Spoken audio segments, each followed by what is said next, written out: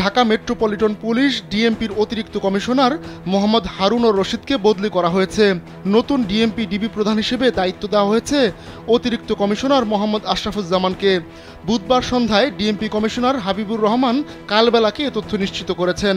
তিনি জানান, বুধবার বিকেলে এ বদলির আদেশ হয়েছে। সম্প্রতি কোটা সংস্কার আন্দোলনের 6 সমন্বয়ককে ডিবি কার্যালয়ে তুলে নিয়ে গিয়ে তাদের খাওয়ানোর ছবি প্রকাশ করা হয়। এ নিয়ে উষ্মা প্রকাশ করেন হাইকোর্ট। গেল রোববার হারুনুর রশিদের সঙ্গে বৈষম্য বিরোধী ছাত্র আন্দোলনের 6 সমন্বয়কের খাবারের ছবি সামাজিক যোগাযোগ মাধ্যমে প্রকাশ করা হয়। সেই প্রসঙ্গ টেনে সোমবার হাইকোর্ট এটিকে জাতিসংঘে মশকরা বলে মন্তব্য করেন। এবার ব্যাংকও আপনার হাতের মুঠোয়। Balance transfer, mobile recharge, bill pay থেকে শুরু করে যা চান সব হবে এক মুহূর্তে। NRBC planet. রোববার রাতে ফেসবুকে পোস্ট করা ছবিতে দেখা যায় 6 সমন্বয়কের সঙ্গে এক টেবিলে বসে নাস্তা করছেন হারুনুর রশিদ।